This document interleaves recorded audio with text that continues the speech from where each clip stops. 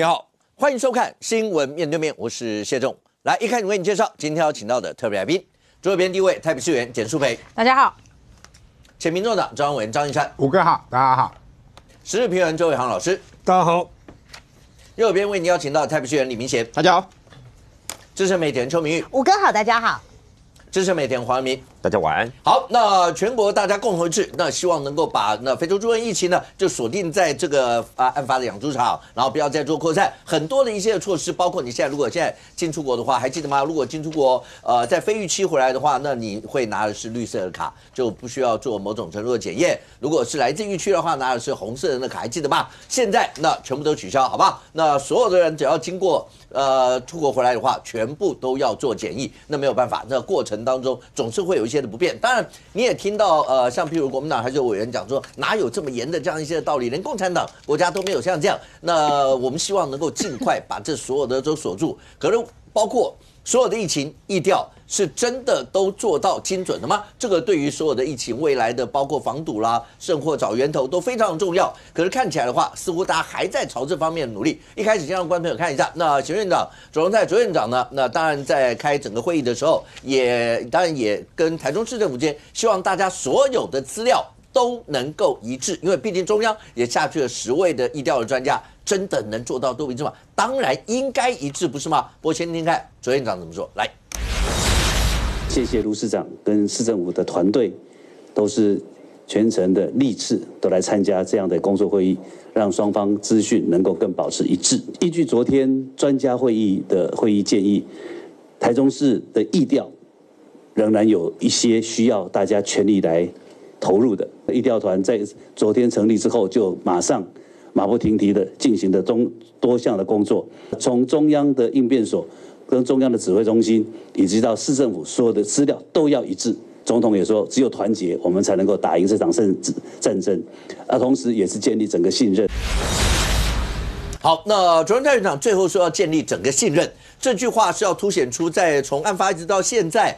整个过程当中是真的有信任，让民众开始产生一些质疑吗？如果有，出现在哪一个环节，那谁要扛这样一些的责任？可是当然讲到，包括中央指挥中心，包括应变所，包括台中市政府，所有资料都要一致。来，一下，现在问题就是很多的资料。大家就是没有办法一致啊！现在看起来，对，郑肇金副市长还是要给他肯定啊，至少那个兽医师没有再增加啊，但是现在找水迪亚，好，大猪小猪落玉盘，38头猪到底去了哪里？这才是重点嘛。兽医师是牵涉到责任问题，对，但是猪只的去向是牵涉到接下来我们防疫会不会有破口嘛？所以迪亚一定爱吹掉，到底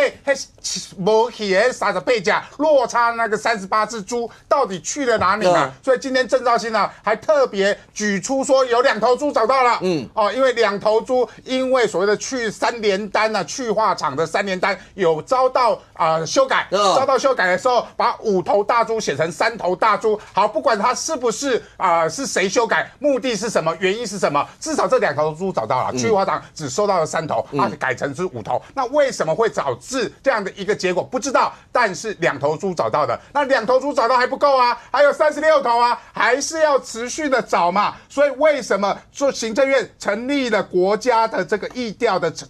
这个10个人小组来协助这个台中市政府来协助这个相关的疫调嘛？这有必要？为什么有必要？第一个就台中市政府你的能力或经验会不会不足嘛？第二个是说，因为你毕竟是当事人，会不会因为要掩盖一些事实的时候，你就没办法去面对真相嘛？所以干脆让外部的专家，让行政院的专家来协同这些人来进行所有的疫调工作嘛？那过去台中市政府被人家质疑的8大疑点哦，我希望这10个人进去之后可以一一厘清啦，因为外界质疑的就是这些东西嘛。这是房检署提的吗？对啊，这个是媒体帮忙整理的，现在外界的10大疑点。那10大疑点，第一个就是说你的疫调说明并没有佐证相关的资料，第二个就是说厨余的来源去向交代不清楚，没有蒸煮的记录嘛，这个记录不明。第三个就是你的大量死亡的通报跟采样的决策不明，死猪数量跟画质单不一致嘛。刚才讲到遭修改，今天至少郑肇兴有承认说有遭到修改。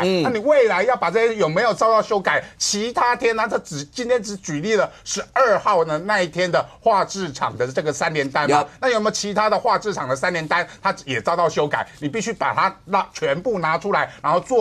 相关的统计完之后，我们才能知道猪只的去向嘛。那案例厂的消毒记录，包含污染的设施、土壤等等这些东西，包含昨天还有2个地方还是阳性的感应嘛。那你必须现在赶快进场去做清消的动作嘛。另外就是上下关联厂交代不清，未交代猪仔购买的来源、大猪的拍卖流向，刚才讲的那38头猪，就是第5点这个部分。另外就是到访的案场人员进出车辆记录不明嘛，所以为什么有记者会被限制说你要防疫你要在你不能到其他的养猪场去，不能去可以到处跑，可以去采访台中市政府，但是不能去养猪场你因为它叫做不会感染到人嘛，但是它会感染到猪。那第3次的访问这个事主，这家养猪场很有问题啦，3次访问事主，3次说法都不同，表示这个案场是非常有问题的一个案场。那变成是你的事主的说法不能完全的采信，你必须要相关其他上下游的佐证资料，你才能够确认事主的说法是不是值得采信嘛。你不能把事主的记忆当成是记录嘛。另外就是兽医人员进场的时序跟活动混乱不明，这8大疑点，我希望能够尽快的大家都期待能够尽快的在10个人帮忙台中市政府之后，可以把疫调来做相关的处理嘛。另外就是不要推卸责任啊。今天还有台中市政府的人说中央都没有 SOP 啊，没有 SOP， 我们地方怎么做啊？其实中央是有 SOP， 这是防检署他们的一个标准的所谓的表单。那表单就是因为有 SOP， 所以有相关的表单，必须你在访场的时候、访视的时候、访视这个猪场的时候，你必须去填写这些表单如果我们可以看这些表单，就非常清楚。第一个一定要猪只数量多少头要清清楚楚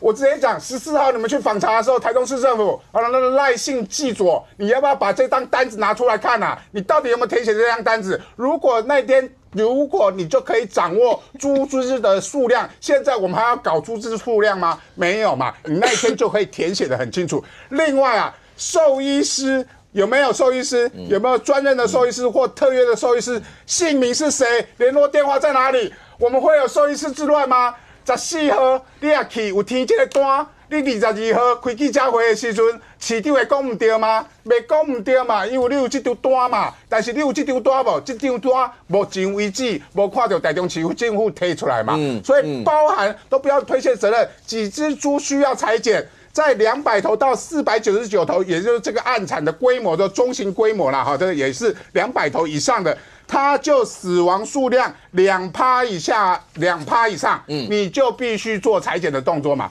20头猪有没有2%以上？7%多了嘛，你就必须做裁剪的动作。那你为什么没有做裁剪的动作？这张单子都很清楚的规定了所有地方的这个养猪场，它没有写哪一个县市表示防检署每一个县市都要按照这个表单，你们在做防疫检查的时候就必须填写清楚嘛。那台中市政府有没有填写清楚？这个东西就是变成是说昨天吴坤玉写了一篇文章，我觉得非常好，大家可以有空去看。他讲说卢秀燕的万历15年，因为卢秀燕的这个黄仁宇这个万历15年是非常有名的一本书。他写到为什么明朝在那个时候你没有办法管理国家，最重要的是因为所谓的官僚文化，不希望皇帝用数字去管理所有的国家大政，所以都用糊弄的。那糊弄的结果就让整个的中国跟西方文明产生了一个交叉嘛。万历15年是一个中国文明跟西方文明非常重大的一个转折的事件，而这个转折的事件竟然在300多年后的台湾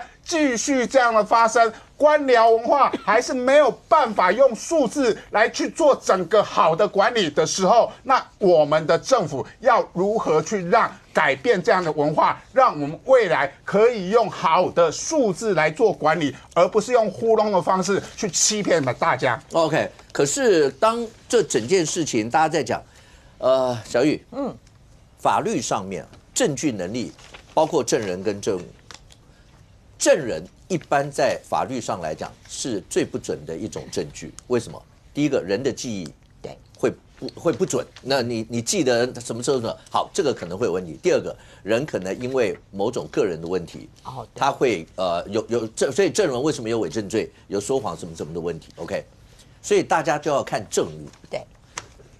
，3联单。就是你当这些人讲的不准嘛，因为那老农讲的真的，你也不能苛责他的记忆一定要很精准，所以他只能当一个参考，大家就要看其他的数据跟资料。对，3联单为什么要改？而且改的是甲联，甲联是要去化制厂的，就司机带去化制厂的那一联嘛。对，为什么要改甲联呢？这个我觉得也很不可思议哈。我先讲啊，就是说那个化制，就是说包括你的猪只死亡之后啊，哈，你必须要用什么高温高压啦等一些化学的把它处理掉了哈，因为这个避免说你还有一些这个病菌啊在扩散出去，就要化制嘛哈。那这个等于说它的处理程序是怎么样？就是说那个化制厂的人来哦，然后他就由老农来填写那个3联单，因为由他知道，但是他是复写的，复写等于说你写下去，你甲乙丙就是其实都是一样的，对不对？好，那你这个丙联呢，就是由老农保管，好，那个司机啊就带走了甲联跟乙联，那甲联他车开过去嘛，载着猪开过去嘛，所以甲联就交给了化制厂，然后乙联呢就交给了所谓的这个地方防疫单位，就交给动保处他们来保管这样。好，那今天妙了哈，今天台中自己先讲，他说是甲联跟丙联的数字不一样。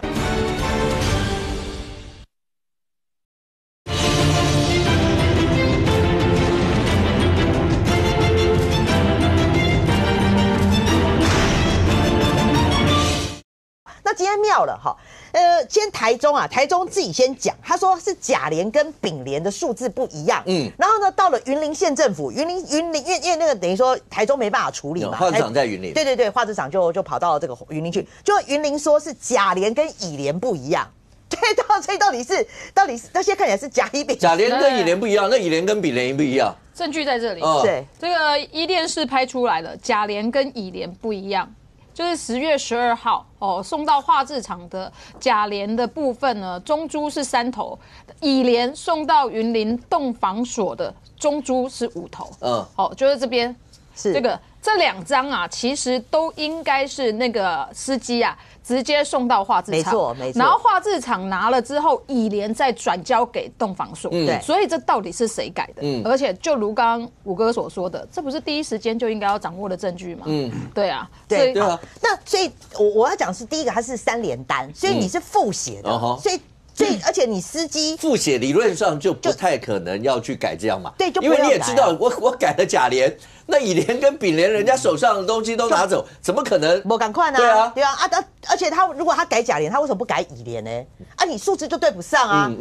我觉得我不太理解，他改了甲联，为什么不改乙联？那我想了一下，我觉得我是合理啊，自己的推测啦，我想说他是不是要把那个猪只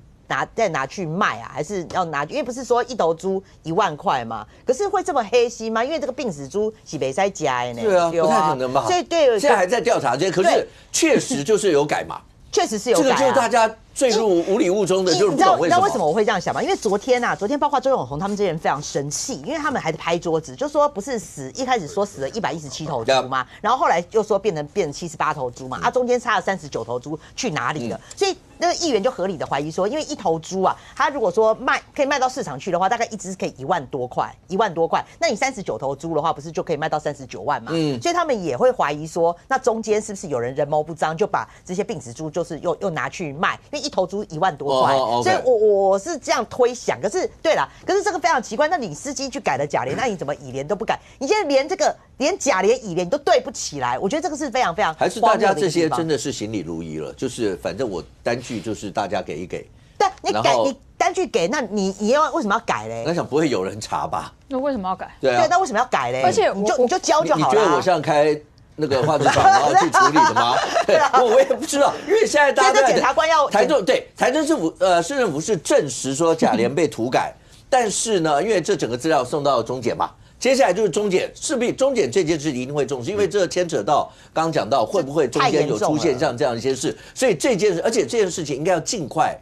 让民众先安心啦，因为要不然的话，你说各种揣测四起的话，是那个基本上那对所有的这个防疫的过程也不好啊。确实啊。可是我必须要讲哦，我们现在只有一家养猪场，一家养猪场 ，Hoga 仔是一家养猪场，300头左右。对啊，如果你是又不是100家，不是1000家，你光是一家养猪场你就搞成这个样子那现在还要搞到中央派10人大军去处理这个疫调的事情所以我真心觉得说台中市政府是真的蛮扯，那他扯的还不止这些啦你光是一个3连单你就搞成有 A、B、C 个版本，那今天还被抓到就是说现在你厨余的部分厨余部分你这个没有，它在运送的过程当中它没有加盖没有加盖这个他还在那边爬照，可是。问题是说，现在厨余不是现在大家很紧张吗？对啊，觉得说那个破口来源是在厨余吗？那你在运送过程当中，你怎么会没有加盖？而且甚至旁边的人还有看到说那个厨余还就是有喷出来，那好，那我觉得这个你有这样子的缺失，而且民众都有拍照具体的检举了。结果台中市的这个环保局长叫陈弘毅，他说什么呢？议员在问他说这个还要请示中央我难怪然后那个请示中央的意思是就是说这个。对，要不要加盖？你要不要加盖？你还要请示中央我不能理解。意思说这个没有规定吗？有啊，因为就有废弃物的那个清理法吗？那个清理法他就说最重可以罚18000所以这个议员今天就破口大骂，就直接叫他下台了你连这种事情都还要请示中央，这个不是我们现在是作战时期因为这个等于说是牵涉到我们的2000亿的产值，而且还牵涉到我们3个月后能不能再成为非裔国家，你连这种事情你都还要再请示中央，所以我是说难怪今天大家叫他下台，我觉得这个是非常有道理的啦。最后我要讲就是说现在中央已经派10人大军要去捕破网要去做这个疫调的回防，这样我们还那你现在你不帮忙就算了，结果你现在还在一直在造谣啦我觉得罗廷伟现在必须要出来说明为什么这跟罗廷伟有什么关系？因为你看这个现在被抓到说你这个造谣的就是他的助理姓赖的他上面就他的那个赖的后面直接写说是罗廷伟助理，而且这已经被抓到是第2个了，他前面还有一个也是写罗廷伟助理，那就是光是你罗廷伟助理，你一天到晚都在造谣。他写说台中的非洲猪瘟没有猪瘟症状，怎么会没有猪瘟症状不然他其实短短的4、5天他就死了20几头到50几头，后来10天就死了快100，死了100多头嘛。你都已经死了这么多头了，而且重点是他猪还有流鼻血的症状，那你就说猪完全没有猪瘟症状，第一个这就造谣了嘛。那第2个，刚刚义山哥有讲中央对于没有症状的病猪完全没有 SOP， 怎么会没有？刚刚不是讲了一堆的 SOP 吗？而且我们的猪瘟这个非洲猪瘟7年前就已经开始在防守了，所以各县市都有 SOP， 所以这个又是严重的造谣。那最后说等到台中主动裁剪送验才急忙修改 SOP， 这个真的是就非常的，我觉得这个很不应该啦最后又推给中央疏忽地方无力可循，非洲猪瘟的破口就是中央，它重点在这一句啦。那你说这个有没有杀伤力？其实这真的有杀伤力，因为他这个船昨天我跟王义川有同台，他说光是这样子的一些的这个谣言已经散播到至少2-3个群组了，2-3千个群组。就是有关于这个蓝营的群组，所以蓝营的民众就说丢就是安呢你破口就是这样，破口就是这样。我觉得这种就是造谣，一张口你就是要辟谣，要跑断腿。所以我真心觉得说，如果罗廷伟你放任你的助理这样做的话，我觉得罗廷伟应该要公开出来说明，而且应该要道歉来，明贤，刚才讲罗廷伟的助理的那一段。那你觉得是造谣吗？小玉一直在你面前拿那个板子说那个蓝营的人在造谣你拿那么近我看不到啦。这一段，然后刚才卓院长在讲话的时候，最后那一段是落在信任2个字，所以呢，某种程度是会被字里行间，但没有直接讲。可是是不是这过程当中真的会造成，尤其是台中市政府那在过程当中，这个信任会被产生质疑？非洲猪瘟是一开始从前任的苏贞昌院长的时候开始嘛。所以这是发生了，国内开始有案例出现之后，苏贞昌前几天也发了一个脸书文中央地方一起合作，同岛一命度过这一次的危机那为什么到卓奎来讲，我从刚小玉包括卓奎前几天讲，我拜托。中央的防疫小组不要变成选战小组，好不好？变成了太政治化，少一点政治化啦。你觉得哪里最政治？就说完全变成在修理台中市，点名台中市，确实我也认为台中市有一些环节有疏失，这不是不能检讨。当然，猪只十几只，从原先的17117变成78，啊，都按预算来供啊，30几只到哪里去了？对啊，找到2只还有很多，这不能推给老农，这不能推给说是你农夫口误或怎么样，这不对。还有包括疫调要查清楚啊，包括有没有投药，还有包括你的那个兽医有几个人。因为这是从危机解决的过程中要建立信赖，台中市政府这要处理好。那譬如说他农业局长出来讲说啊，70度就因为卫生局长，卫生局长啦，这因为也被民党修理好几天。一开始这规定是世界相关的那个组织又提到说70度，如果30分钟它的病毒是不活化。啊，就变成说啊，70度只要几秒钟就可以杀菌了，所以在讲说哦，怎么火锅这样煮啊，什么也没有熟，所以老实讲有一点被以讹传讹了，就是说他们一些农业局还有卫生局一开始出来讲的是他们文官的一个专业的一个术语，可是对于解决外面的民众的相关的疑虑是没有帮助的，而且有一些数据是都不懂的，这确实要检讨，未诚意这要检讨，所以。疫调出来是这样子啦，我觉得你要检讨书是包括检调来调查嘛。可是你说罗廷伟那个讲的，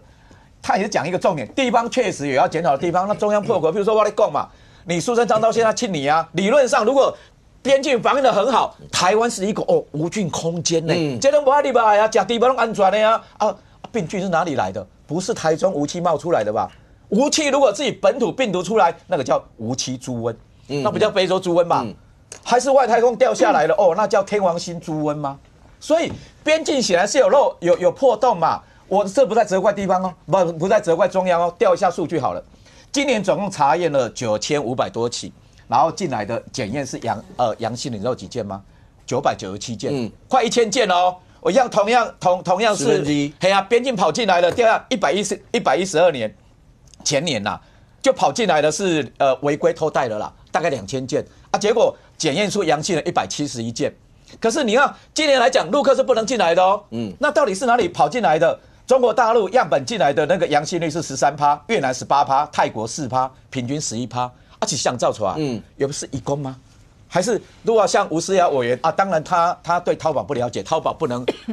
买肉品，那个会被屏蔽的。那到底怎么进来的？是渔工走私吗？还是真的是天上的陨石砸一块肉下来啊，然后就病毒就进来了？这个要查清楚啊，漏洞要补起来啊！你们还要删预算，你们还要删，这就是预算的问题吗？9900多件真的是预算的问题吗？查清楚哪一个洞出来？我认为台中市有它值得检讨的地方，疫调的部分送出来了嘛？那你说10个人进驻，我觉得不为过了，甚至100个人进驻也好了。如果地方有力有未逮的地方，中央本来要协助啊。如果像小玉这样子的话，小玉还停留在还在选战攻防，还是在修理路吗？譬如说，我那边赶紧怕婆啊，还要跟卢秀燕怕婆。我跟你讲，今天修理的不是《联合报》，今天还写了一个社论哦，他还引用陈柏惟的话哦。我想说，我看到，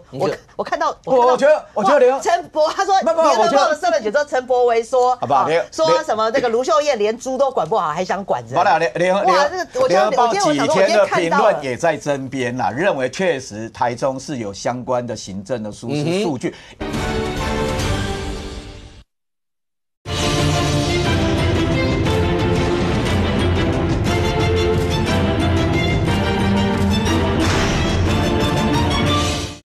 联合报几天的评论也在争辩啦，认为确实台中是有相关的行政的疏失数据，因为第一时间危机处理的时候，你当数据都不懂的时候，会造成民众对外界对市政府处理的危机的信赖度，这也是事实啊。可是你对市政府来讲，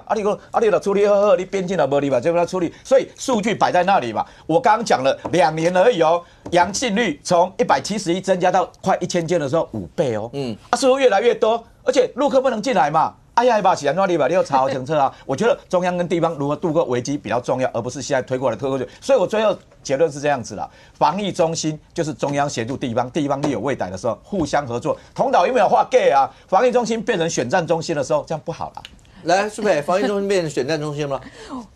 我不知道从哪里看变成选战中心。我们现在在讨论的不是就是整个疫调吗？从这个22号到现在，已经进入到第9天，台中市的疫调到现在都还疫调不清楚，包含刚刚我们讲的这3联单的事情。这3联单不是21号的时候你就应该要去查清楚了吗？确认那个猪的采检是阳性的时候，你就应该要针对这一场所有的猪只，包含送化质的量，全部都要去检测好。你们为什么没有没有这个数字，然后现在才检验出来说，甲乙廉不一样。我告诉你，甲乙廉不一样，危险在哪里？为什么大家现在这么担心？大家要知道，甲廉是留存在化制厂，化制厂的意思就是猪被焚化的头数，所以你看中猪是3头，结果送到云林冻防所的时候，中猪是5头，所以代表应该要5头的变3头，那其中那2头跑到哪里去？没有焚化掉哦。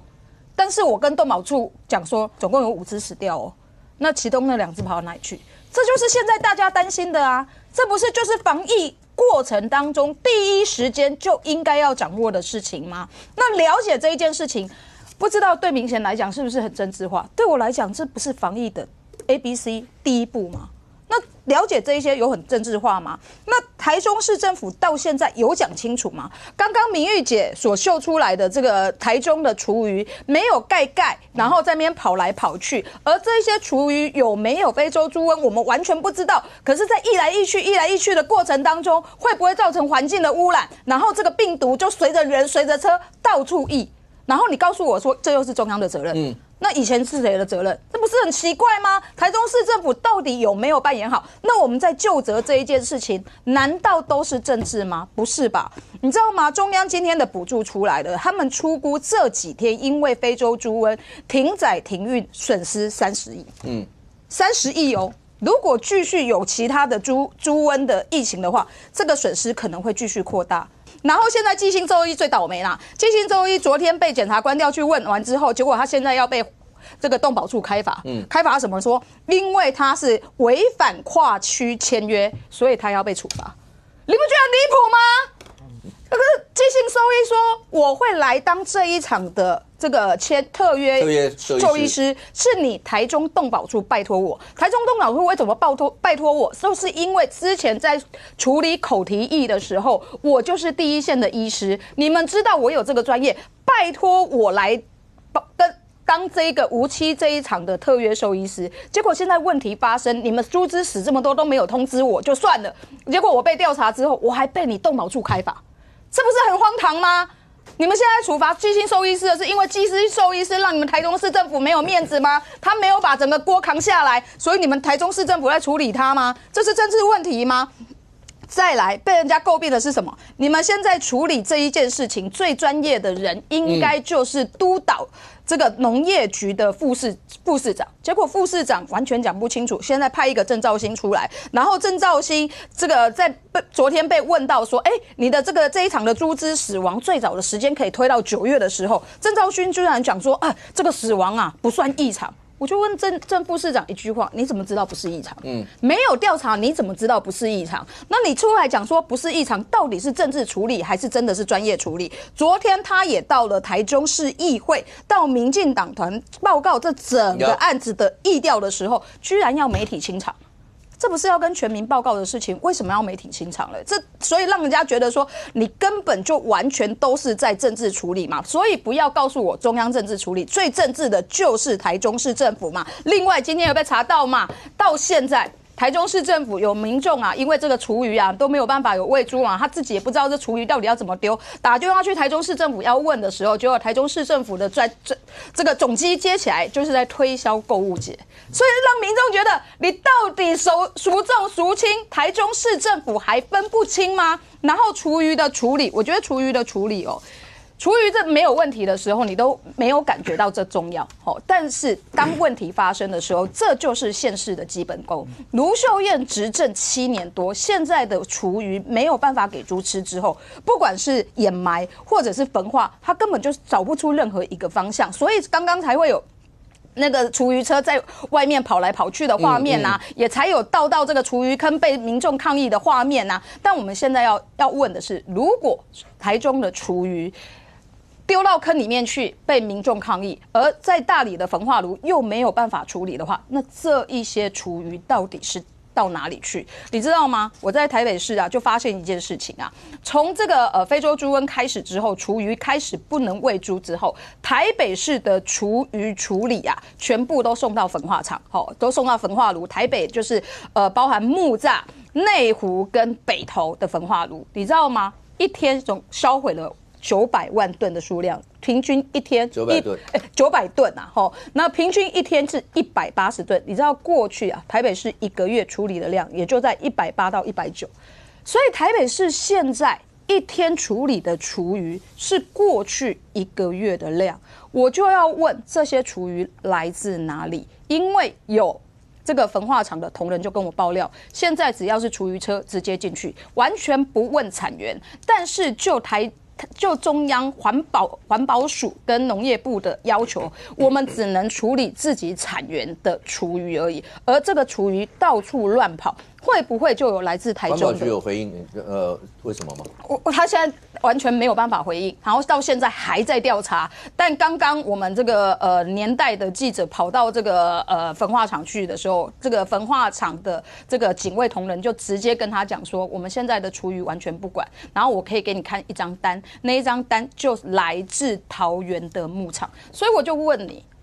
昨天我质询蒋万安蒋市长的时候，他这件事情一问三不知。我要求他们把这些所有数字要公开，因为我们不是怕处理而已，我们是怕如果这真的有病毒随着这些厨余车全台湾到处乱跑，这个疫情会不会扩大？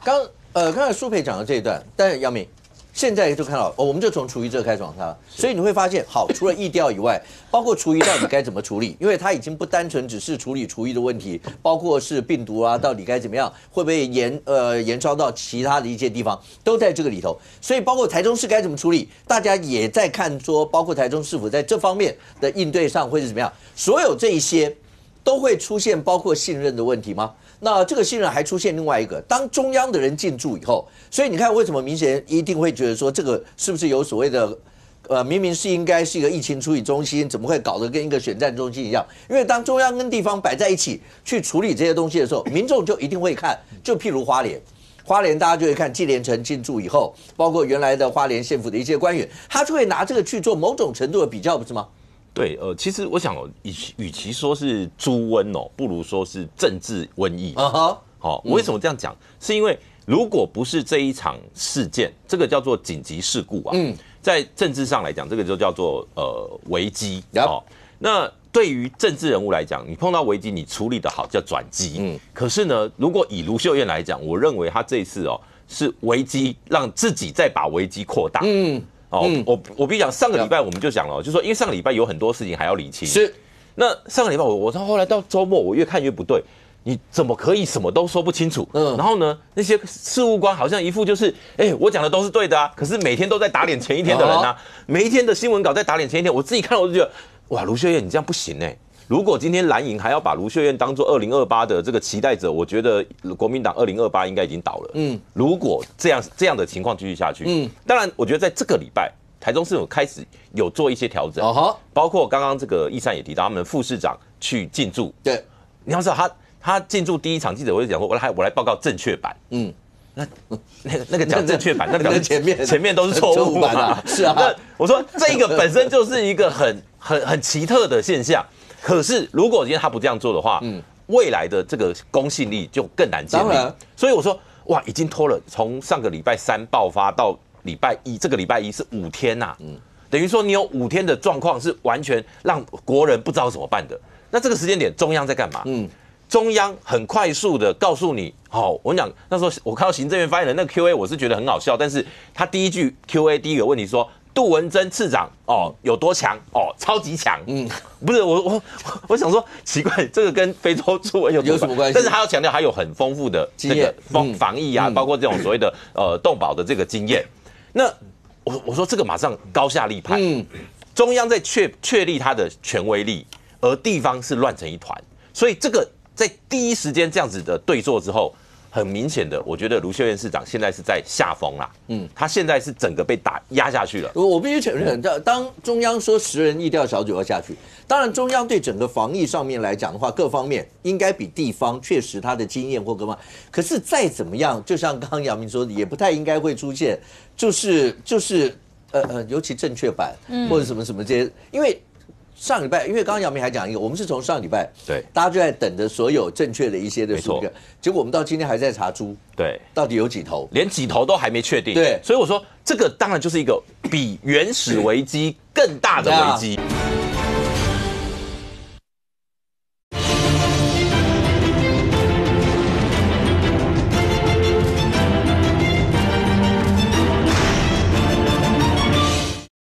结果我们到今天还在查猪，对，到底有几头，连几头都还没确定。对，所以我说这个当然就是一个比原始危机更大的危机。那这个危机不是猪瘟，不是病毒造成的，这个危机是行政的，我不管是他怠惰还是疏失，这个就是行政部门所造成的。那这个部门造成的是什么责任呢？这叫政治责任。所以卢市长后续这一波。其实理论上应该是上个礼拜，可能第一天、第二天你就该整个去主导该怎么做，这个才叫做魄力。我们讲执行力、治理能力，可是没有。你看到这个礼拜才开始，好像稍微步上轨道很多事情，比如说议员骂一下啊，有，比如说刚刚小玉讲的那个没加盖，后来他们环保局说，对啦，应该要加盖啦，开罚啦。对啦，就是你要知道，都已经这个节骨眼了，还有人不加盖，你也会觉得说这些人到底是神经大条。其实你知道，像刚刚苏培讲那个厨余的我反而觉得很多县市现在是感谢台北市啦。拜托，你这个是做善事、做功德。可是我们的，可是产源不能。对，我要讲的就是说，这个就是中央有没有办法？因为现在很多县市的厨余处理会碰到状况。包括台中他们也被骂，就是刚刚讲到，他本来12处的掩埋场，还有议员跑去挡嘛，肉身挡厨余嘛，你不要再送过来会臭嘛，什么的。我说这个现象如果继续发生的话，台中会更乱。那要怎么解决？当然台中也听到了，他们说好，第一个现有的12个，他们有9个先赶快把它先暂停，就先封闭了，剩下3个还有能量的但是也不是继续处理，它大概下个礼拜就要改为全部送焚化，所以就是说你有没有去评估到，这个你知道那个叫做我们以前有一个我们小时候玩一个游戏叫做模拟城市，我们没有当过市长，但是我们透过游戏，你的城市的运转，它其中有一个很重要，就是比如说你的地下水啊，你的脏污啊什么。有一个环节出错的时候，后面就灾难就出现。现在的台中就是碰到本来常轨没有的问题，突然发生。好，现在其实还有一个危机，就是我们是一样，我跟你讲，危机有可能变转机。当然，危机就是这一个暗场，它的病毒第2次清消还没有把病毒消灭，还有病毒。那这个危机是什么呢？就是说，因为如果我们运气真的很好就只有这个暗场有病毒，一直没有扩散出去。那只要把这个暗场病毒就是清消完毕之后，把猪只养回去，因为现在里面没有猪了嘛，把健康的猪只养回去，2个月监测，确定没有了，不会感染，好，那我们就可以从疫区自行宣布变成非疫区。OK， 好，这个是世界动物卫生组织的规定。那所以我说。问题是现在病毒还在，所以我们还不能做这件事，所以这个清消要赶快做。那今天农业部这个部长陈俊也说，他希望明天以前能够把这个病毒赶快处理掉。那到底问题是出在哪边？到底是怎么样的一个状况？这个就是要赶快厘清了。我相信很多人，你知道最近我看到我家附近一家很有名的锅贴店，他就说，因为我们是用温体猪肉，所以拍摄我们不能营业没有肉源了嘛，所以他很多民众可能比较生活上碰到不便，是你平常爱吃的东西，现在可能买不到了。那这一块要到什么时候？我相信很多民众也很关心。因为接下来，因为我们最起码进到11月6，算时间到6号，所以因为前面也许大家还有一些库存的东西，现在接下来你到后面，这个民众的感受大概会越来越深。但明祥要不要简短回应一下？刚才包括杨明，包括来宾所提到的，包括刚才苏佩主任这些就是所谓的信任，尤其是把危机变成扩大型，他可能大家都说碰到危机对很多政治人物来讲是展现能力最好的转机的机会，但是这一次会不会真的出了一些状况？我刚刚在讲说，现在此刻当成危机的时候是在控制危机，不要让它扩散嘛。第一时间查出源头控管是哪里？台中市政府做了不好的地方。该解决、该处理、该检讨，这我同意都是事实。可是现在中央政府从苏培刚刚小玉来讲，所有集中力量，我刚刚听苏培讲了大概10分钟里面，大概有9分49秒，大概修理台中市政府啊，还不是这样啊？你那个比例原则不对嘛？如果现在找出源头控管，不知道都啊，阳明公告就好的嘛，波基公告就好，台中底下如果扩散出来嘞，刚我今天查到，今年有到现在有900多件的是阳性的比例嘞。还是查出来呢？没有查出来的嘞。现在要清消，把它弄好。所以现在上找厨艺是这样子啦。厨艺好，今天卓荣泰讲了比较温和的话，他说设立中央的一个厨余协调场所，要去调度嘛。其实养猪的，包括用厨余养猪的，不到1成呢，好像我记得应该是7%还8%而已。这可不可以全进？云林做得到啊，其他县市要不要跟进？台中不是养猪大户不是养猪大县云林、屏东、我够用屏东啊市嘉义、台南，还有这一些，你怎么去处理？所以现在你对在野党来讲，你对我来讲，对我作为一个民代来讲，当然台中市有环节做不好的，该疏漏、该检讨的是啊。可是现在集全国之力，包括卓荣泰，从中央到地方，包括苏培全力，包括车毅，全部在修理卢秀燕的时候，这合理吗？我就违反比例原则了。没有违反比例原则，我补充一件事情就好了。如果一开始这些疫调都讲清楚，包含死了多少猪，谁去处理，第一个兽医是谁，清消也清消的完全干净，然后厨余也不用中央去想办法解决的话，大家会骂他吗？现在大家骂他的全部都是。就如刚刚波基所讲的上个礼拜他也在这边跟明显讲的完全一模一样啊，讲你们就是边境管理嘛，你们边境管理有疏失，所以才这样。可是现在这个地方大家已经没有在讲边境的这个部分，边境绝对要封锁。所以你刚刚讲说900多件，那就是因为边境查得很严，才查出900多件。但是我要讲的是说，当边境如果有问题的时候，为什么只有台中没守住？而且台中守不住之外，大家还在讲说你的疫调为什么都调不清楚、讲不明白，这才是最重要的问题啊。OK， 我只有一个要讲的，他刚刚也有骂卢秀燕，好，就这样。他是在讲危机怎么会扩大？你们叫攻击，那不是。我补充一句，我补充一点就好了，就是疫调、预防跟未来的责任3件事情要分开。现在叫做危机处理啊，不要去处理个人的政治危机，甚至不是处理公务人员的责任问题。现在是要把疫调做好，那要不要预防？要。所谓的边境管制，包含什么厨余养猪这些政策，都是未来预防非洲猪瘟再进来的一些措施，这可以缓着做，不一定现在要检讨。未来中央要不要继续要做边境管制？当然要，请预算要给足，给中央更好的边境管制的措施。来，伟航，现在看起来的话，对大家的生活上，刚才波基最后讲到的那段是在大家生活上，不只是到6号，6号是你说进载啦、禁运啦，所有那些。那包括机场，我刚刚开始讲机场入境的时候，那个拿绿卡，那个现在你不用再拿绿卡，因为没有绿卡了，没分了，然后都要对所有的这一些，其实民众开始慢慢感受到这个的时候，不讲是政治上一些问题，但是连刚才前面所说的这些，到最后民众会自己会做一个总检讨啊。对，我觉得其实大家也可以回归，我们还是必须思考一下政治效应，不只是个人政治前途，它有时候会牵涉到信心的问题。我们回想一下哈，当年陈时中他从一开始2020的防疫的时候，简直就成神。他什么时候布下神坛呢？2021年5月的时候，有一个词校正回归，从那个时候大家开始怀疑说，你今天报的数据是不是真的，是不是对的？所以啊，今天。不是28号，小新在一开场就说，我们今天公布正确版，这不就是校正回归吗？接下来大家讲说，哎呦，我只知道你小新是提头来见如果不是正确，小新这颗头就没有了。所以这个不就最现实的问题吗？政府讲了什么，大家都没什么信心了。也不用分地方中央，其实百姓也不太清楚什么是中央权责，什么是地方权，他只知道搬到台中了。台中那边出来的消息，现在大家不信啊。我们今天在那边讨论到底几只猪，老实说，很多观众也更听不懂啊。我们都已经不知道了，不要讲观众了，所以现在到底几只？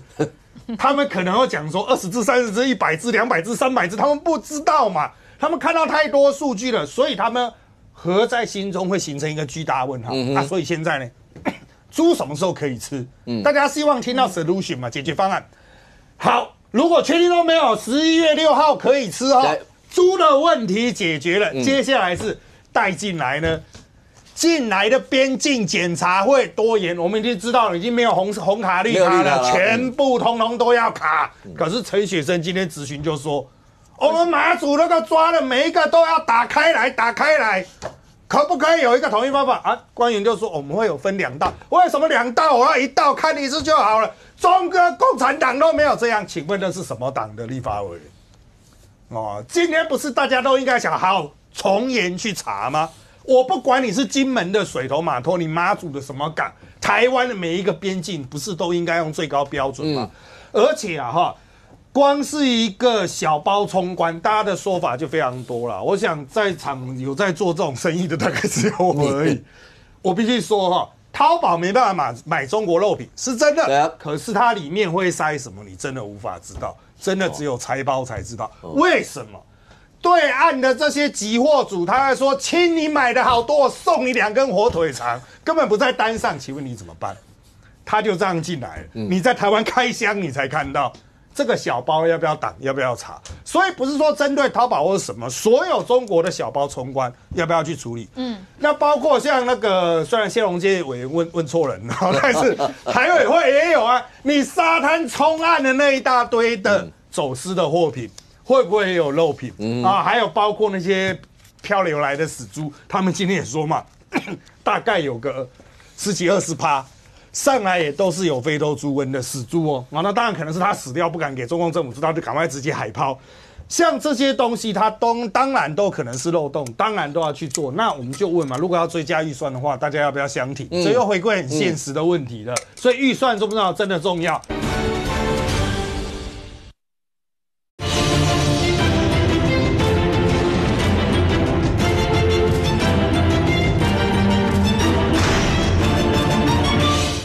如果要追加预算的话，大家要不要相挺？所以又回归很现实的问题了。所以预算重不重要？真的重要。那还有一个是大家真的很关切的厨余怎么办？从那个桶子有没有盖啊？哈，或者是之前台中的那一些厨余坑，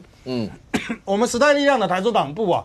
用那个空拍机实际现场去拍，因为它现场现在是进不去的。啊，我们看到江河树都被赶出来嘛，因为怕万一要是人走到那边，万一有病毒会带出来。但是我们在空拍的过程中，你可以看到哈，在这个图的下方有一些白白的地方，在上方哈也有一些蓝蓝的地方，那是什么水？它开始渗水了，它开始渗了出来。它的高层是比较高的，它地势比较高，它旁边就是乌溪，乌溪再往前一点点3公里外就有一个储水口。虽然你依照大自然的环境，你稀释啦、流动啦，也真的净流水也不见得能够真的保存病毒多久。可是看到这种场景，大家会不会安心？特别是台中市议会咨询问说，你每50公分厨余上面要叠30公分土，你有没有做？结果他们说大概4公尺的厨余才有叠1层土，30公分。这种东西大家能够接受吗？接下来这些厨余坑要不要处理？怎么处理？那我昨天台东市那边议会咨询说，我们接下来全部要烧的，可它文山很旧了，那它的那个焚化炉很旧，那他们现在说他们的烧法是一些厨余混一些垃圾，这样才够干。但是这会造成什么问题呢？垃圾烧不完，因为垃圾本来就快烧不完了，它就是堆厨余没解决，之外还新增加一堆垃圾，所以要不要跨实验室协调？要。大家都知道跨电协调，可是卢秀燕有说拜托全台湾能够帮忙烧，我们台中希望能够帮忙烧。那苗栗那边就有，那苗栗愿意帮忙烧吗？这是国民党自己协调。如果国民党自己协调，比如郑丽文出来协调成功了，变成他得分了。可是现在看来就是大家都放着，都没有在动，没有在管，喊一动做一动。这个对于百姓的信心来说，不管对中央政府或对地方政府，大家一定会问号说啊，所以现在满街厨余到底怎么办？还是我在家里要自己买个厨余机？所以原则上现在百姓最麻烦的一点是说，我不知道对于这件事情我可以做什么是比较有帮助。大家都希望贡献自己的一份力量，比如说减少厨余嘛。好，那到底怎么减少才有效率？那还是我把它打包一起烧掉，比较安全。大家需要知道一个标准的答案，而谁能给出这个答案，才能够真正得分。看来在台中这整个非洲猪瘟这件事情，全民大家所关注的，当然你如果算时间的话，那接下来到10月6号以前，希望都不要再出现任何其他一些非洲病毒的一些的猪瘟的一些案例啦，或怎么样。可是时间还是要再继续往下，还是要看一下那个时间。刚刚波基有讲，我们到时候还要看那包括要有健康的猪只啦，很多的这一些。那但是这一次包括边境，包括什么，一定还会有些许的不便。但是为了未来，那大家可能要容忍这一块，包括慢慢你会延烧出来的，你可以感觉得出来，那个政治的氛围一定就会出来。那包括到底谁该负这样的一些责任？对2026跟2028的一些影响，因为最近这些事情跟花莲花莲呢，因为前一阵子包括大家知道堰塞湖的问题，然后一路上尤其光复一路到现在，大家也在看救灾，大家也在比较中央跟地方是有这些。今天最新的一个讯息，来小雨，除了许正伟说2度到了台北来，然后一个是捐赠嘛这些，但今天是有一些部落青年跑到立法院，因为那个条例大家要讨论那个条例，对不对？张俊那天的今天一踢，某种程度也是因为你们大家重建会为什么不找我们在地的一些代表？你总要让在地的人的声音。对。那这次这些部落青年上来，那为什么要这么急着要赶上来？先讲哦，就是说张俊那一踢啊，现在被封为这个花莲的梅西嘛，他也踢出了一些问题来了啊。那今天这个马太安部落他们这个青年，他们到立法院来抗议，我也觉得蛮奇怪的。我奇怪的点是说，为什么张俊那么气？他会觉得说，你根本傅昆萁你单断独行，你没有倾听灾民的声音，至少他自己是光复乡，他也没被通知嘛，所以代表说傅昆萁想要通过那个重建条例啊，有很多的问题。那就是而且他觉得他自己都没有表达到他的意见。好，那等于说有这么多的灾民，还有这么多的乡亲都还没有表达意见的同时，结果你急着要过啊？那这个消息是说了哈，本来他们这些人以为说你如果距离2读你还有1个月的时间，你还可以有一些缓冲期哦，至少要该修的修，或者说该表达意见，你还有一些缓冲的机会。就没想到他们昨天呐深夜突然接到通知，说这个我们此时此刻在录影的同时，立法院他们要召开由韩国瑜召开朝野协商，你就要针对这个200亿的重建条例就要开始协商了。协商。那当然对他们俩最重要的部分是一个是钱呐哈，可是他们真正 care 的是这个重建条例里面呢有涉及到迁村的问题，迁村的问题啊，因为重建条例里面就有写嘛，就说什么中央政府啦哦，你因为这个你灾区的安全啊，你这个土地啦哈，你可以划定一个地区啊，就限制你住居，变成说你整个村的人你要给我迁到这边来啊，那变成他的意思就是说我为了保障你们的安全啦，所以你们就给我迁村，我划这边啊，你们就搬到这里。那对他们来讲是无法接受，他们觉得说你也没有跟我们沟通啊。那如果这个条例过的话，那你美其名说你要征得我们的同意，可是他怕的是说你会不会跟建商就直接讲好了，你为了要帮建商铺路啊，你这边就直接划地，然后就直接叫我们迁过去。所以甚至有些长辈他们觉得我一辈子就住在这里，我根本就没有要迁村的意愿啊，他就担心你这个条例过了，那傅昆萁你们花莲县政府会不会用这个条例为名强迫我们迁村？所以等于说他们这些部落的青年他会觉得说，第一个你为什么要这么急？你突然还紧急深夜通知，今天下午3点你马上就要来做党团协商，你就强渡关山，你想要过，那你根本就也没有听我们的心声。所以我觉得他们主要来表达是说，你为什么要这么急就要开始修重建条例？他们担心是迁村的问题，但是呢，对于大部分人来讲，关心的还是钱的这个问题哦。这个钱的问题有2个点啊哈。就是说，现在傅昆萁他手上他要过的是这一次这个堰塞湖的200亿的重建条例。是，那他主要这200亿条例，它主要的这个部分动资的部分是进花莲县政府，所以由花莲县政府你可以全部的来掌管这200亿，反正我要怎么花，我就是花莲县政府花，好，你也管不到我，好，在这个第7条里面，这个被截掉了，它这边有一个就是有一个这个主责的单位就是花莲县政府嘛，那。这个大家就会觉得说有疑虑，因为我们本来就有一个丹纳斯台风的重建条例，它之前是850亿，那为了这一次的堰塞湖呢，等于说又帮他再追加300亿，也就是说你有一个重建条例在这边，你已经过了，你可以马上就动资的，而且追加300亿，你可以马上动资，而且300亿又比200亿多。那你为什么不用丹纳斯重建这个条例，然后追加300亿，你马上就可以过，马上就可以动资？那只是说对傅昆萁来讲，对他来讲唯一的不方便是，我所有动资的东西我都要跟中央来请款，中央核可之后我拨下来你才能用。那对傅昆萁来讲，我不要啊！你虽然一个300亿，一个200亿，但是你200亿直接进我花莲县户头，我想怎么花就怎么花啊！所以这个是对他们来讲最大的不一样嘛。那但是我们对外界来讲，你本来就是应该。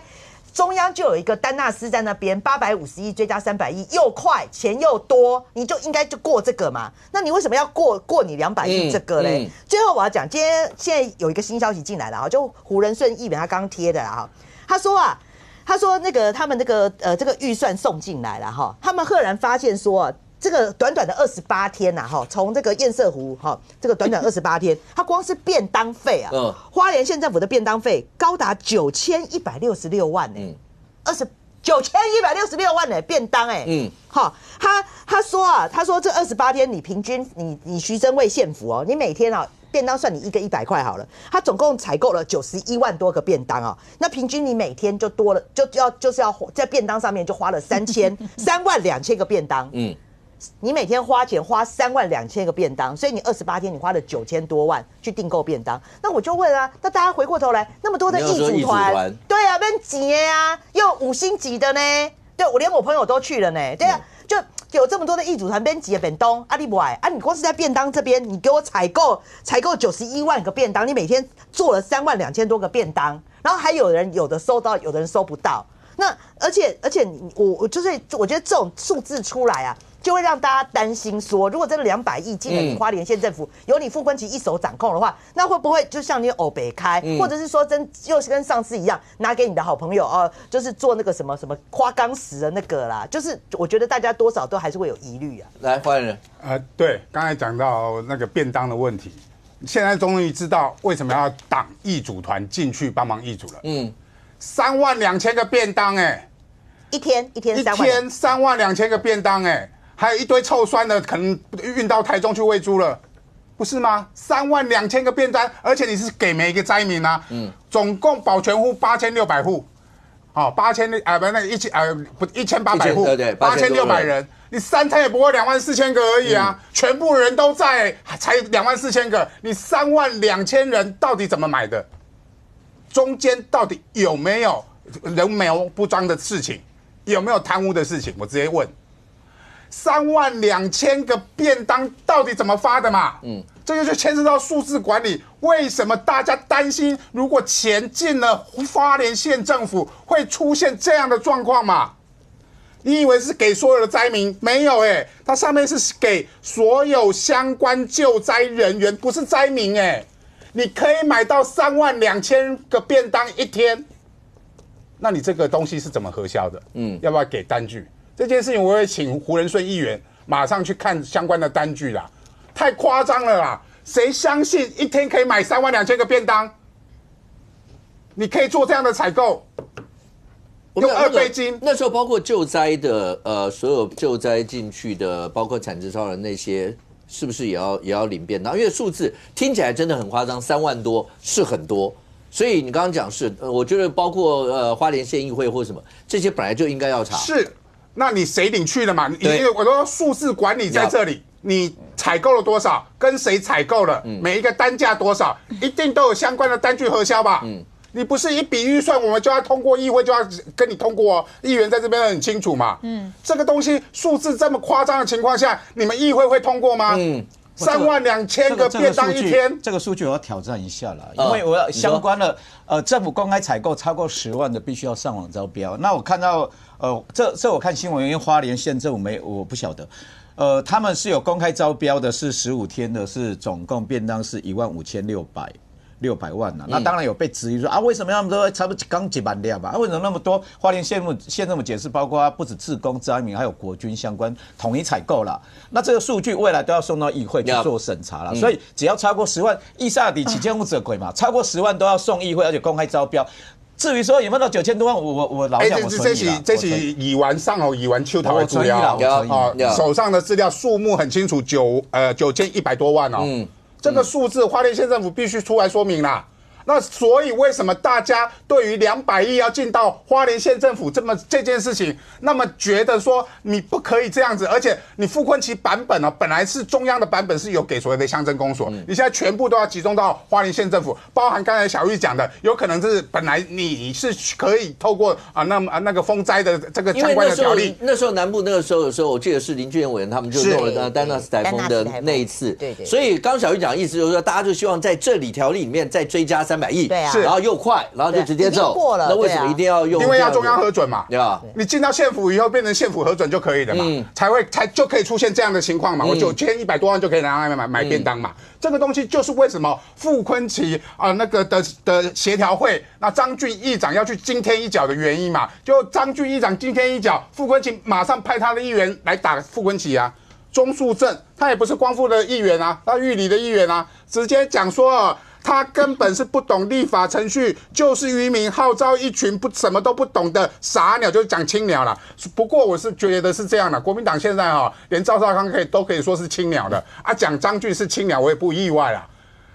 但是重点是灾民的牺牲呢？那一天其实在外面很多就是这个马太安部落的人，其实在外面就是马太安部落的人，他们找张俊议长说我们进不去。为什么他们那么重视这件事情？因为这个条例里面直接规定说，我只要取得共识，我就可以直接迁移限制住居限制强制迁居这对马太安部落来讲，什么叫做共识？共识要不然我们同意啊。那如果要我们同意，你的现场的协调会为什么不让我们进去？你今天就要通过了，所以他们今天为什么人全部跑上来嘛？其实这一次马太安部落的这些青年上来，这件事情其实本来应该可以在那天的重建座谈会，是就如果要是就大家都进来，或是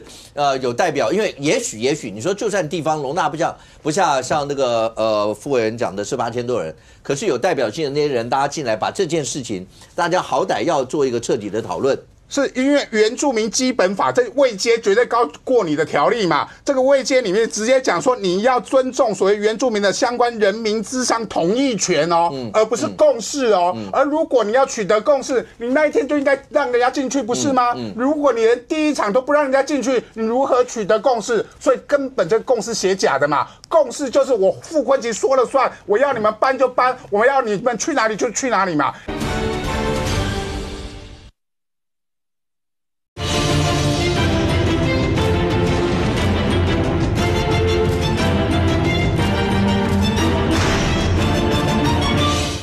共识就是我傅昆萁说了算，我要你们搬就搬，我要你们去哪里就去哪里嘛。因为迁居这件事情，永久住居绝对很难在一短的时间里面完成嘛。你可能是暂时住居，然后再慢慢跟这些所谓原住民部落的人做好协商，说我要原地重建或者是异地重建嘛。这个漫漫长路啊，那你为什么急的要这一次条例里面就直接可以把在法律上面规定可以限制住居，而且限制强制迁居吗？这些条文如果定进去之后，那马太安部落这些年轻人，你觉得他们不会生气吗？所以他们那一天为什么一定要冲进去？张俊议长为什么带他们冲进去的原因，就是在这里嘛。所以张俊议长那一脚就踢出所有马太安部落人的心声嘛。现在你们不跟我们谈，那我们以后我们迁居的时候，是不是你们叫我们住哪里，我就得住哪里？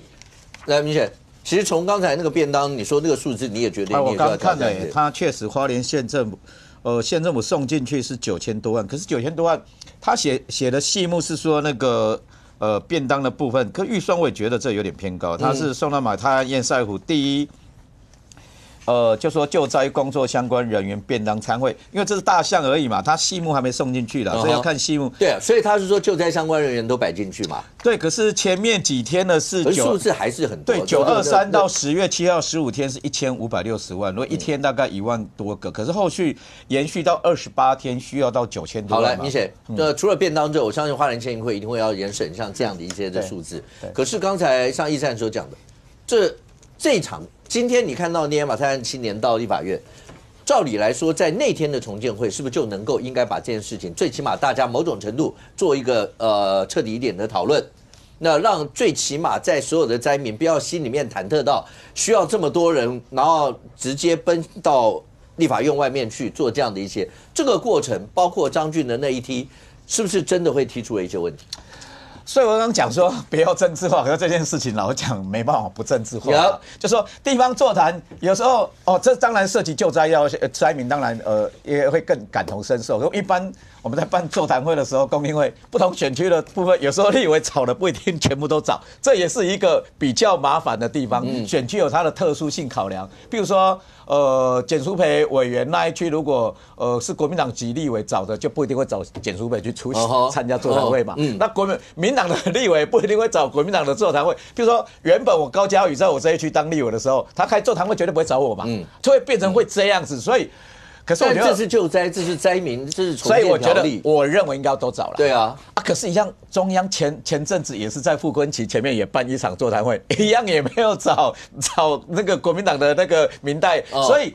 我觉得因为救灾还是要不分蓝绿啦，都找了，你都揪了，因为那一些灾民，让灾民是需要说，第一个好赈灾金，第二个他们是希望。要最后灾后重建，到底要怎么安置的问题了？他们在乎是安置啦，因为居无定所。所以后来上礼拜我有去花莲，我听包括县政府他们提到，未来安置的地方是永久屋啦。是啊，所以这些相关都有在做啦，只是说。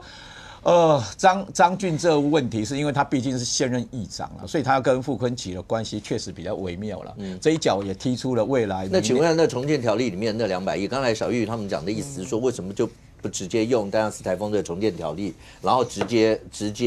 增加300亿的预算，还比200亿多？那只是因为200亿要由花莲县政府来主导使用，而不希望是由中央来主导，他们要去伸手要钱的感觉吗？对，我觉得这个会对花莲县政府有所误会啦。大家认为说，有时候捐款，比如说那时候灾情刚后来的时候，大家都在捐款，也有我的朋友说，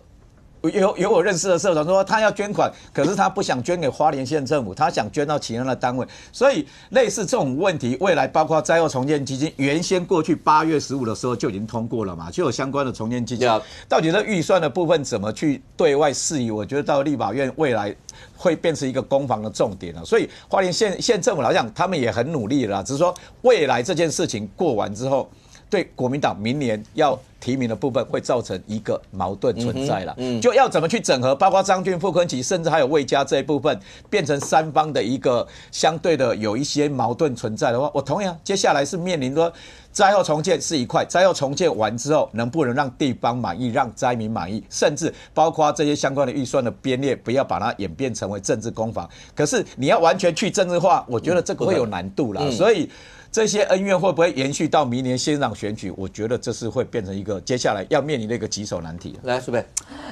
我还是觉得这个政治问题到底是谁把这个整个重建变政治化的？难道不是傅昆萁吗？你可以接受这个，比如说这个明显的选区是在内湖南港，内湖南港如果要做一个停车场，然后全部请大安文山的议员去，然后内湖南港没有请，你可以接受吗？我就没有办法接受啊。那一天的座谈会就是这样的状况在光复乡要讨论光复乡重建，甚至要把这个原住民区域的部分可能要把它移村，要把它重建，然后让所有的原住民移到其他的地方去重建的时候，居然没有让原住民代表的议员去参加，你可以接受吗？没有让光复的议员去接受，光复是在花莲第3选区，总共现在有8个议员，有了原住民立委在了。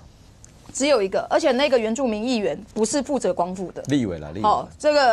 个，你说郑天才是不是？你说郑天才是不是？负责全国了。好，那这个我就没有办法讲。花马泰安湖的但是起码这个立委没有受到光复乡民的赋予嘛，所以他觉得他没有代表他。那议员呢？议员应该比立委郑天才是。这个原住民不分区的呢，这个负责的是他的选区是全国的呢，光复只是一个小小的地方，一个郑天才可以代表光复吗？那光复自己的议员为什么自己不能去？包含这个议长，这个张俊，还有副议长也是光复乡的议长、副议长，花莲的议长、副议长都没有在这一场座谈会被邀请然后现场到了7个议员，其他都是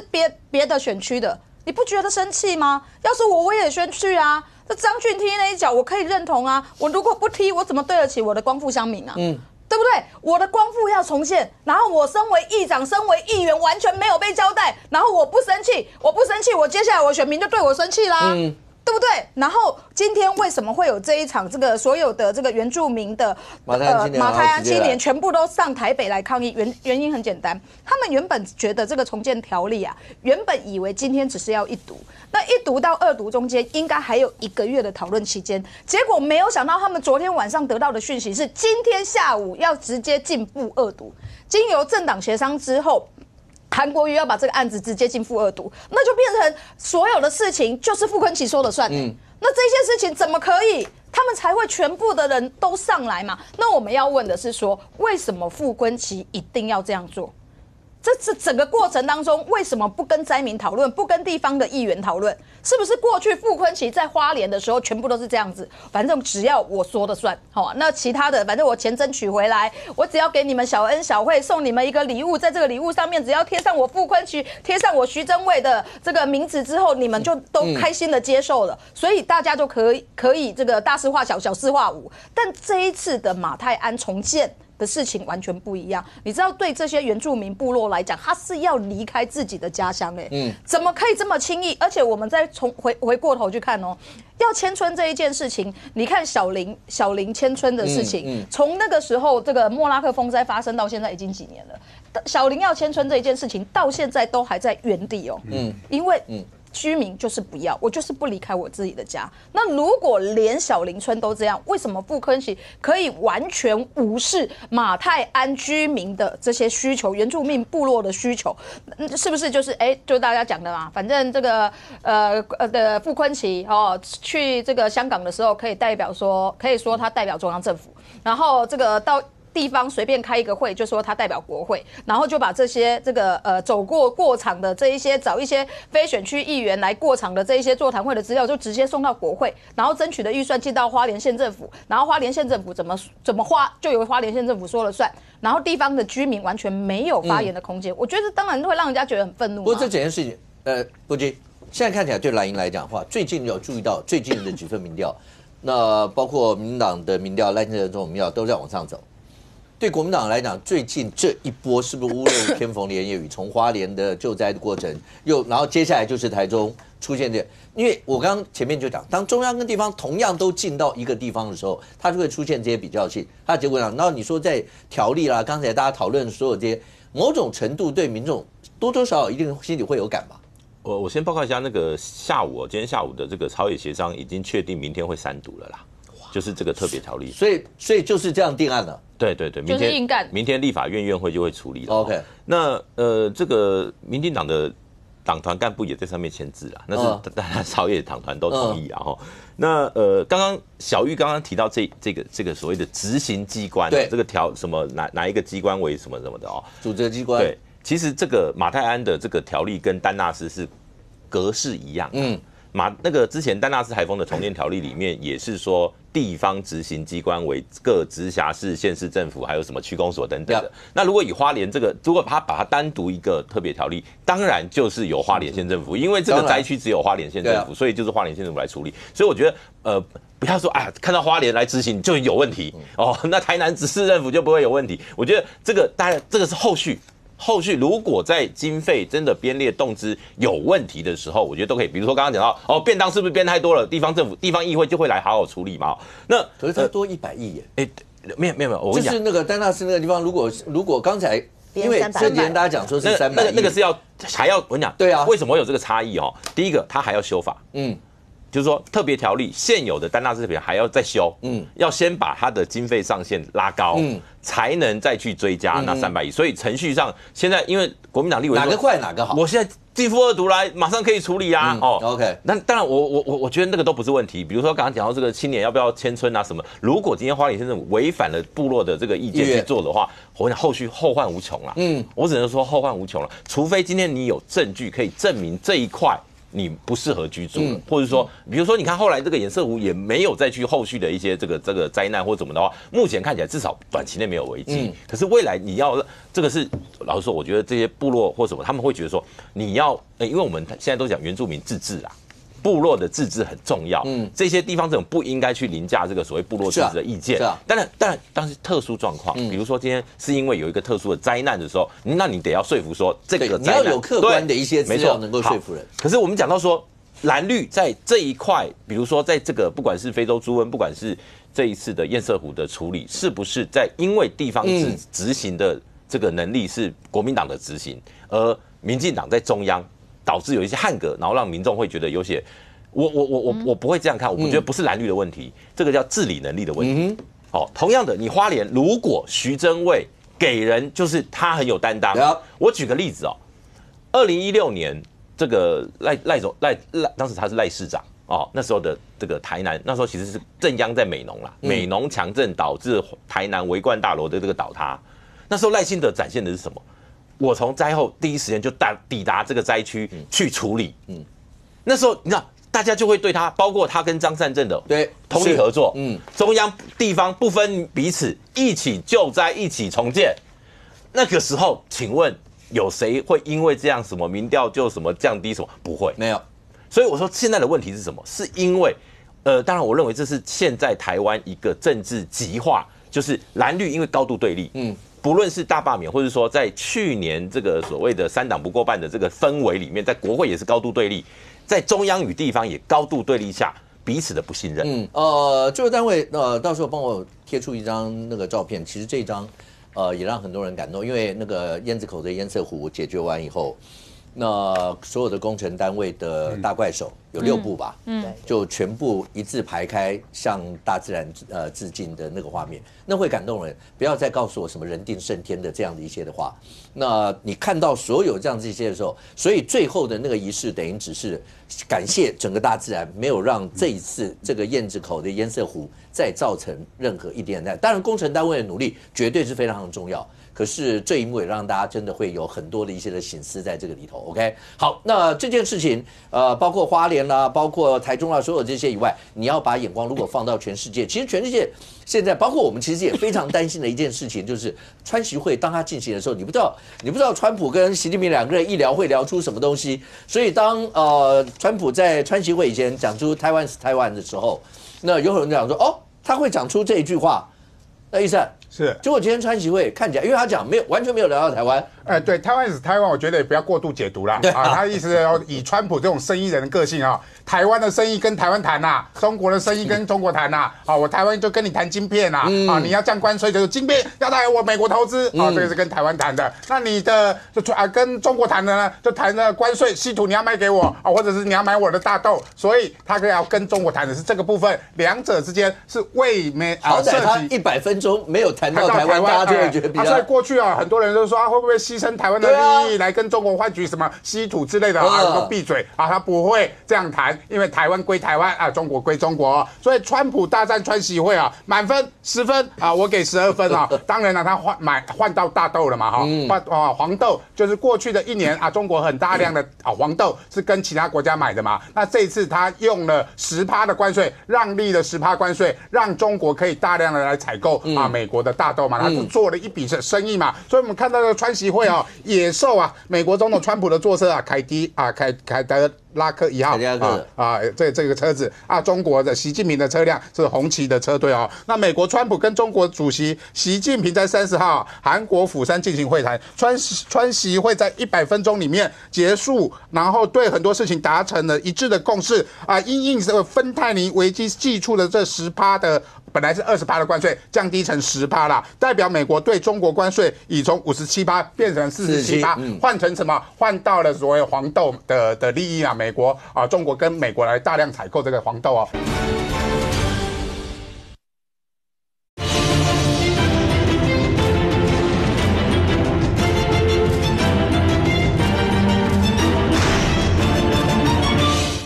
换到了所谓黄豆的利益美国中国跟美国来大量采购这个黄豆那这件事情其实当然川普很高兴做成了生意，但是习近平才是关键因为我们在4中全会之前都看到习近平在军方的很多的形态的将领下台嘛，以为他4中全会之后他的党政权力会不会因此而削弱嘛？但是看起来川普给他一个舞台，我们2个人坐在一起谈的时候，证明美国还是认为习近平还是代表中国党政的第一把手嘛，所以习近平在搭车离开金海国际机场的时候，可以看到中方的随护人员追车护车中南海第一保镖还是护着这个习近平，表示习近平在中国的权力还是稳固如山。那大家会关心的是他们会到底谈了什么？然后我们当然最关心的是你们有没有谈到我们台湾，不要牺牲掉我们任何东西。可是川普那时候他突然在前场讲的他讲那个东西，就是他叫战争部核武测试，对，然后讲说5年，然后人家搞不好会赶上，所有这些讯息就表示，其实大家谈什么，国际之间就这样，竞争归竞争，会谈归会谈，我不会因为跟你谈什么呢？因为俄罗斯普丁他们在前几天也刚宣布了。包括他们的武器的精进的各方面。所以这些对大家来讲，大家会更在乎的就是，看来核武，因为尤其川普讲的是核武测试哦，对，这个是全球大家最关心的一件事啊。好的，我们来看一下，其实川普他的谈判策略其实都还蛮接近的。我要跟你 say hello 的时候，在这之前我可能讲一些难听的话，去到那边压你个7烟。如果谈出来大家还是很 happy 的话，我还是继续再弄你2下啊。所以啊，即便有时候很多人讲说，哎呦，糟了，泽伦斯基没穿西装，大家翻脸了，之后还不是对，又嘻嘻哈哈，你要给你徐飞的，哎，我一下不给了哈。好，先不管川普要不要去坑奥了，就是他每次都翻来改去，但是他的一些对应喊话是有意义的。比如说他讲到核武，他特别讲这个为什么我们要做核试啊？那拜登时代拜登都不做嘛想要传达美国是要追求和平，但我川普不来这一套，我要求恢复。对应了什么？俄罗斯排名第2。中国排第3，中国5年内可以追上来，因为中国会搞很多有的没有的核试。俄罗斯放话，他用核能的鱼雷核武鱼雷，不只是核能，核武鱼雷，这鱼雷一炸会产生那种辐射波浪什么的。好，所以我们要核试。好，讲了，当然就是开绿灯让大家下去做，但他为什么要在这个时机点讲，而且特别指明中国5年会追上？不要忘了，他同时还搭了这一个韩国的这一个在去跟韩国的李在明见面的时候，大家注意到的是，虽然李在明送他一个徽章，再送他这个很帅气的这个古代新罗大概1500年前他们挖出来考古的金冠的复制品这当然是这个拍马屁是拍到了极限。这个我有问一下这个外交圈的人士，就是大家现在拍川普马屁也都不演了像赖清德直接说，哎呦，这个促成两岸和平诺贝尔和平奖了下面的这一个高市早苗，他虽然有送，比如安倍晋三的推杆，有送高球名将今年有在美国公开赛得奖的高球名将的这个高尔夫球的礼品，但同时他也说要推荐川普去诺贝尔和平奖。大家都来同样一套。在过去我们会觉得这个会不会做得太粗鲁，可是川普都没有在管你，他看到他这些都开心。大家要的是什么？画面效果。大家要拍的就是川普跟高市一起的时候，川普在拍高市马屁，高市拍川普马屁，然后大家都很 happy， 笑得很开心。这就是要去形成一个什么对应的效果？大家还在讲说习近平的脸是不是比较呆滞，没有反应，老是一个扑克脸，去跟这些人相对应，是不是会制造出一个亲美的集团的感觉？同样的，韩国在送这个金冠的时候，实际上韩国也有在讲，我希望能够取得核潜舰，我们要做核潜舰，核潜舰要核燃料这个过去美国一直握在自己手中嘛，因为这非常重要的军事物资。本来大家说川普脸臭臭，是不是不愿意给？结果后来川普也说给啊，但是你的船要在我这边做，你的核潜舰什么？韩国人出钱去把这个美国再次我要让美国工业可以重新再次去做核潜舰的工厂，3艘美国的1艘南韩的就会这样去做出来。所以这一切绝对不是现场才谈出来的，都是事前就已经有做一定程度沟通，现场开讲而已，去营造什么你要的媒体效果，我要的媒体效果。现在呢，韩国可以对国内有交代，日本也可以对国内有交代，但是我们刚刚的川习会就是习近平回去能够对他自己人有交代吗？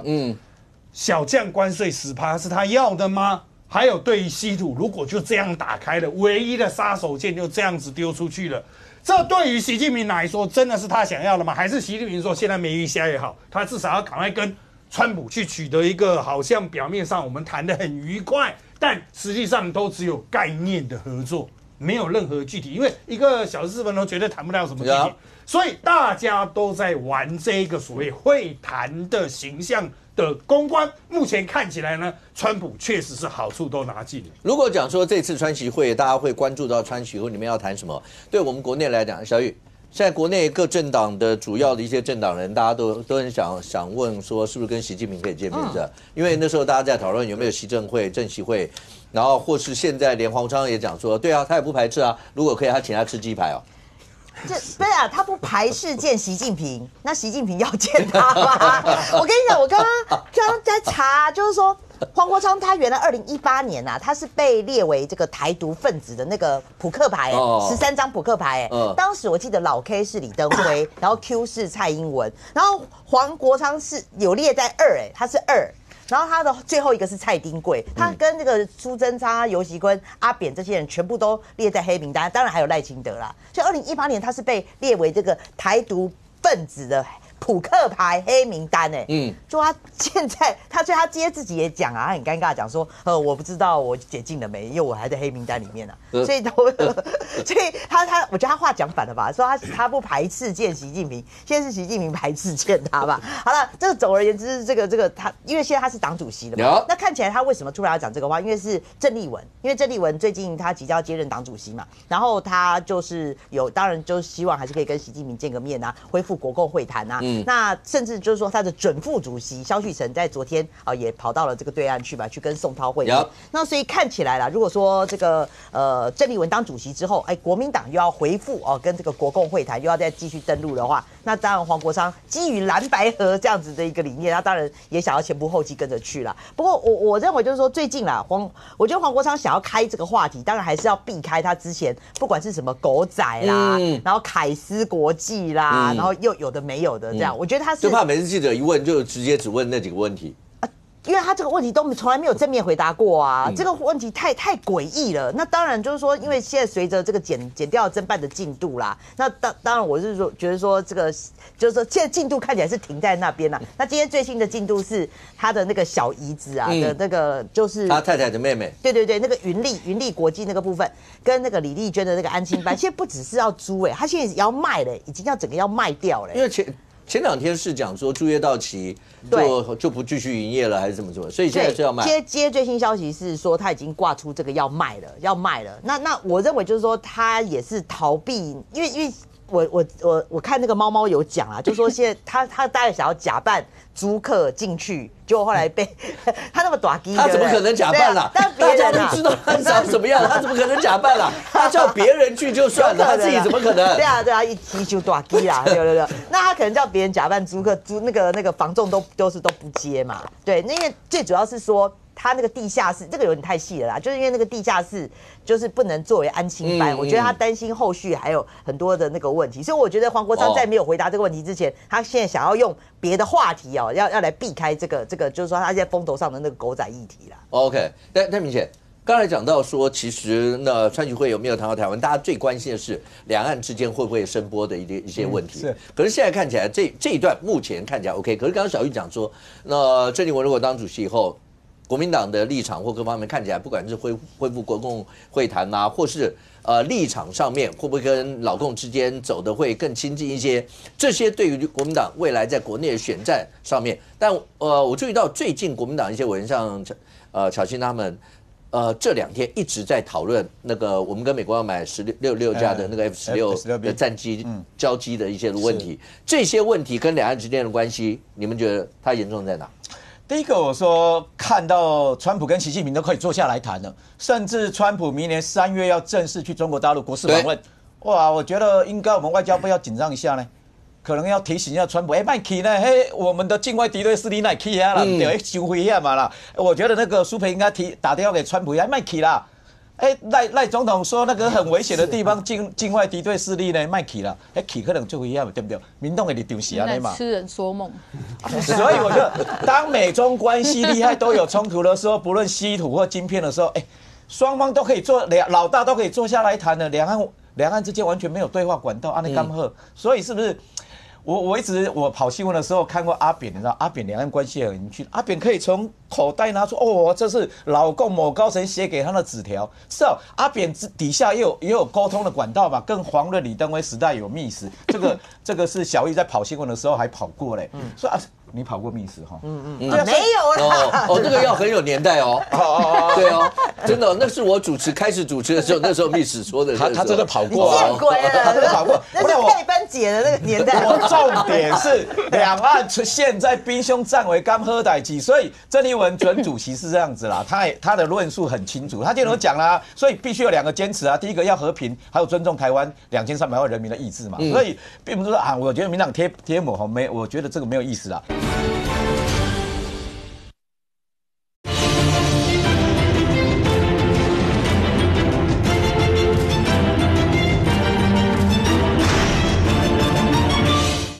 他的论述很清楚，他就有讲啦，所以必须有2个坚持啊，第一个要和平，还有尊重台湾2300万人民的意志嘛，所以并不是说啊，我觉得民党贴膜我觉得这个没有意思啦。第二个，台美关系这样互动是这样子啊，我们不能所有事情都靠美国啊，台湾要军购很好啊。那可要自我防卫很好啊，可是郑丽文反对的说，你不要贸然的从对美军购从军费的GDP 3%到5%，3%目前是8000多亿哦，到 GDP 5%的时候是超过1兆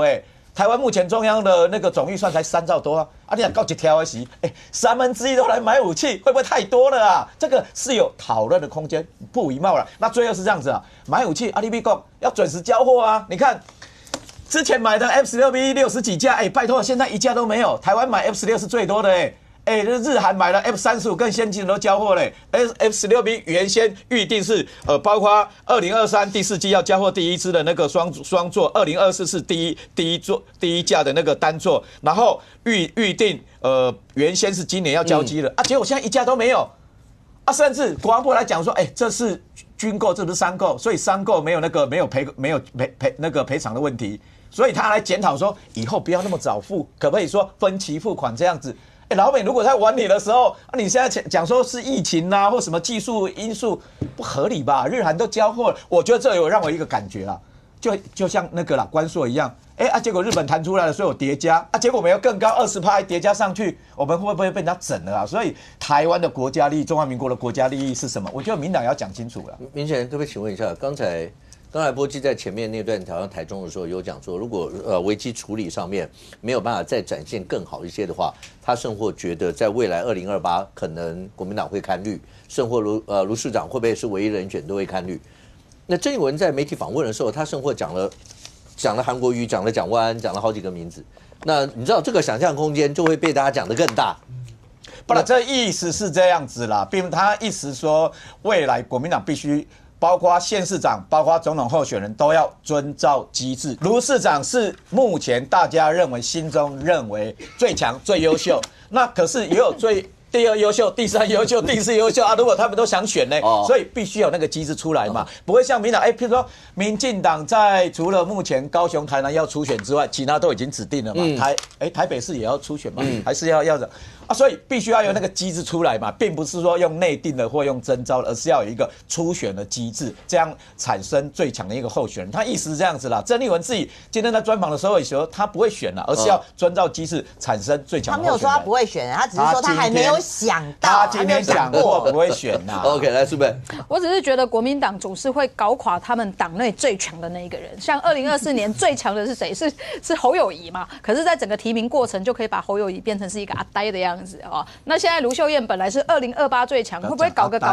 然后也这个完蛋了这我不晓得。国民党的家务事，这国民党自己去处理，对他们人都很多，都很强，都最棒那就是自己去提但是我要讲的是说啦这个刚刚你要讲两岸，对，我要讲两岸的部分啦。第一个没有，我第一个回应啦我刚刚讲说兵凶战危的这件事情两岸现在兵凶战危，不是只有中国对台湾中国对菲律宾，中国对日本，中国对南韩，全部都一样。所以刚刚讲的跟美国去购买武器，不是只有台湾买韩国买、日本买、菲律宾也都在买。那为什么人家都在加强自己的武力的时候，我们买武器就叫挑衅所以我觉得这件事情很奇怪嘛那包含就是说这个刚刚讲的黄国昌说这个郑丽文说他要去见习近平，黄国昌也说要见习近平，赖清德在选举的时候也有说我可以邀请习近平来台湾对不对？但所以我要讲的是说，要见习近平，如果为了两岸和平去见每一个国家领导人，或者是国民台湾里面的各个政党的党主席，我想大家都应该要去见。只是见了习近平之后，要跟习近平谈什么嘛？这才是大家关心的嘛。郑丽文是要去呼应他这个要加快统一吗？是不是要呼应这件事情？因为这个郑丽文当选之后，习近平送给郑丽文的这个贺电里面，就是要加速统一啊。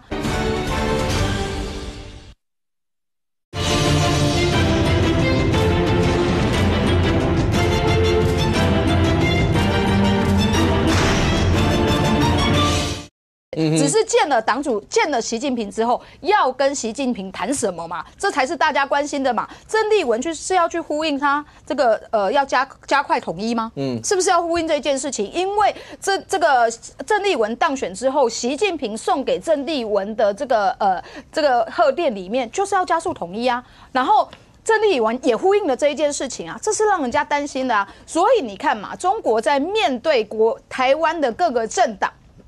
的这个领导人跟他邀请说要跟习近平见面的时候，他的态度是完全不一样的。郑丽文说要见这个中国共产党，现在没有回应。但当时赖清德说要邀请习近平来的时候，他就是说回答痴人说梦啊，没有这个规划。为什么？因为我就不喜欢你嘛，你要跟我谈的东西，我就不想要跟你谈嘛。所以全部都是选择在中共的手上。但我要讲的是说，如果我们要和平，要保护自己的话，其实绝对不是私底下去跟他们这个哈公屈膝嘛，卑躬屈膝嘛，这绝对不是保护台湾最好的方法嘛。来，杨明可不可以简单问一下，为什么林佳龙第一个跳出来说要让林岱樺能够